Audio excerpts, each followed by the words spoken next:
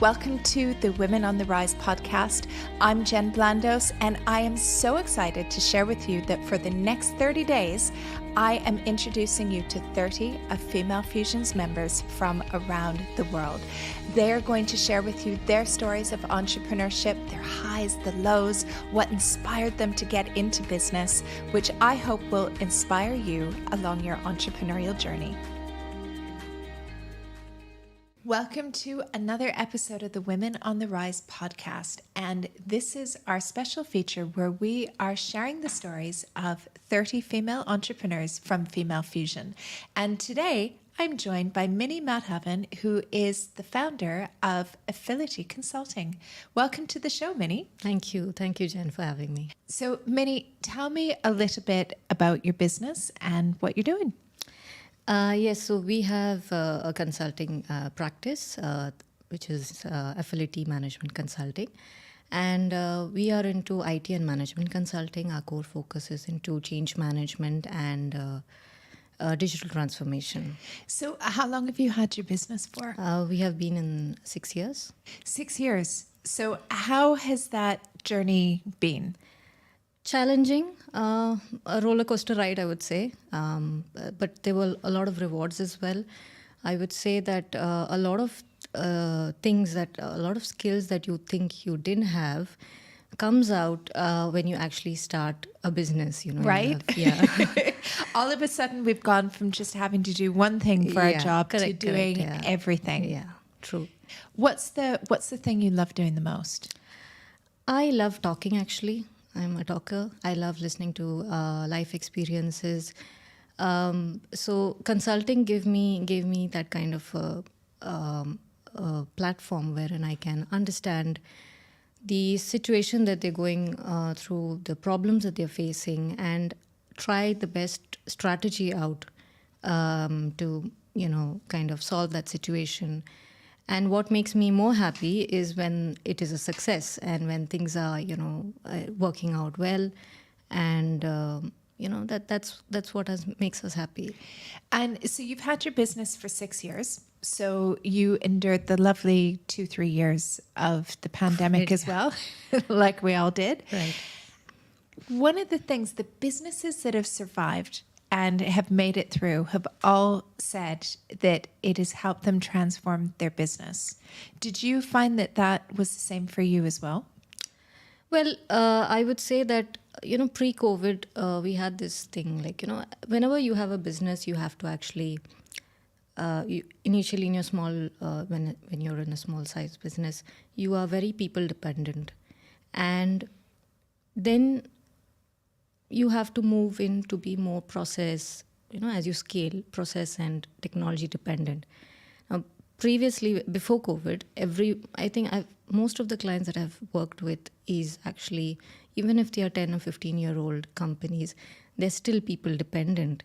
But COVID has actually enabled, that all those companies to, move to being more process and technology dependent. And so great for you, right? Yes, because definitely now everyone is coming up and telling that we need to fix our processes and we need to transform in digitally. We need to upgrade our ERP. We have to select a new ERP for our business, which is great because ultimately that's your zone of genius.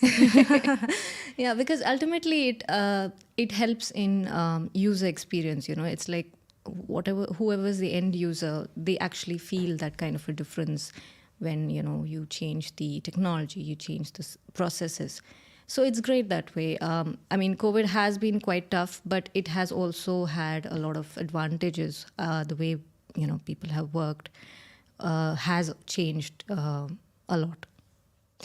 And so for that, though, so it's been really great for your business, and the business has grown. I guess, is your business higher than it was pre-COVID? Yes, now? Definitely. Excellent. And so with your business as well, you were saying that you're wearing many hats and you're doing everything within your business. What do you find the most challenging with that? I think the time to actually focus on what I like the most, which is talking to clients, learning what are their experiences, strategizing, I really feel that I have a very limited time when it comes to doing this, and I have to supervise everything. And being a woman, we always have that kind of a thing to overdo every area, and we want it to be perfect, right? Yeah. And I really felt that I should actually, from 2023, I've actually made it a point to just supervise my team and focus completely on what I like. Isn't that a lovely feeling to be able to do that? Yes, and definitely it's like you don't realize it, but the amount of time you have in hand to actually focus and strategize and work it through, improve your business, the experience, the client experience is amazing. You're not focusing on anything more like HR, admin, marketing. It's all taken care of. Somebody else can do that. Yeah. And it is that's one of the great things as you grow your business and as you build your team, that you can now focus on doing things in your zone of genius. Right. You still have to run your business. Yes. But you don't have to do all of the doing. You can have other people do that. Yes. And especially they're skilled in that, yeah. So we are actually skilled in strategy and change management, but they are skilled in marketing and HR. They know where to look, what to do. And I think we spend maybe double or triple of our time to figure out that, to learn that and try to implement it in our business. But they just take half the time. Yeah. And, they have like brilliant ideas when it comes to, putting your brand out or, recruiting. So I guess really you need to leave that, the urge to try to do it everything by yourself. Well, it's sort of hiring people who are smarter than you. Yes, definitely. And accepting that they're there's smart. people who are smarter than you on true. your team. Yeah. And to be able to trust in the process to give it to them and to know that they're not going to do it the way you're going to do it. Yes. But it's going to be done. Yeah. And it's going to mean less time in your business. So you can focus on the talking. Yes. That's definitely, because it's like when we have discussions for all the other departments of how we go forward with it, the kind of ideas that they tell me is something that I would have not thought myself, and it's great. It's great because it helps to put the brand forward, and it's I think really I should have done this earlier. But yeah. At what point, let's talk about that, because this is always a challenge for business owners, right? That you're like, nobody can love the business the way that I do. Nobody can do it the way that I do. It's my baby. It's my baby. True. But do you want to do everything in your business, or do you want to enjoy the fact that you've built a really good business and step out a bit? Yeah. So how long did it take you to get to that point?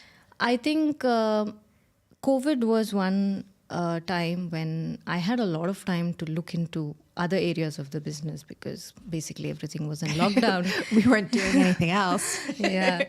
And I actually started understanding that, this is not something that I'm skilled in.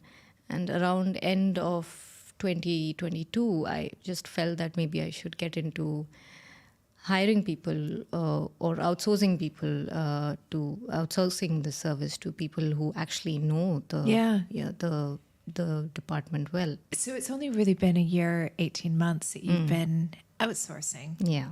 And how has that experience been? What have you learned from that? I always think that I should have done this earlier because, time lost is because, the way the brand has been progressing, we've actually changed our logo. The look has changed, and it's more like us, because even the logo, the first logo that we had was just like from a freelancer and it didn't have any brand message, or, we just try to just... But a lot of people think that that's not important.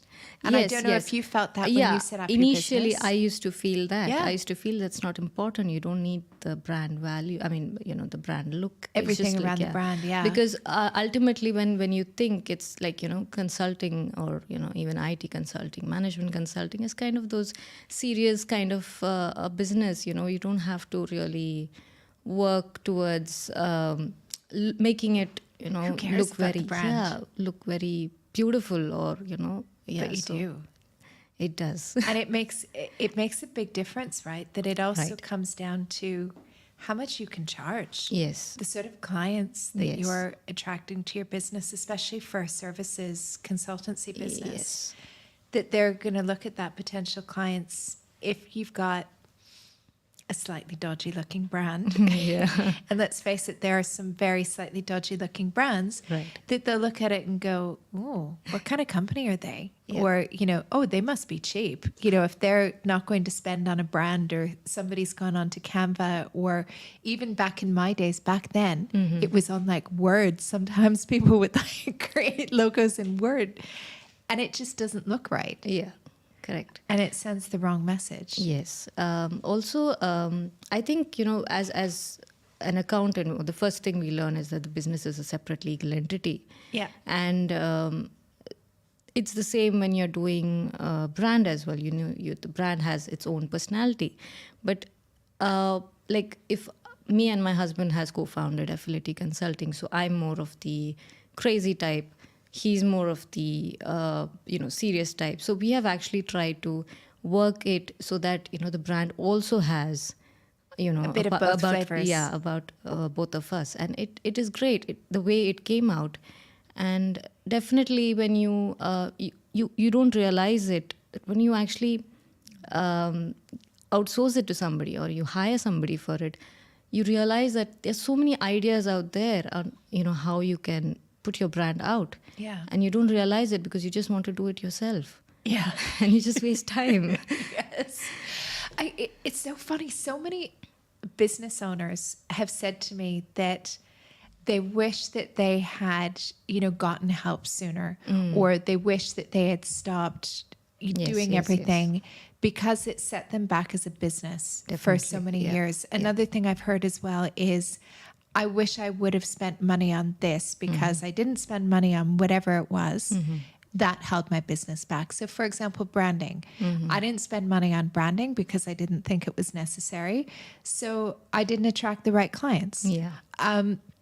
It's really interesting what you learn along the journey because nobody tells you. Right. There's no handbook, Yeah.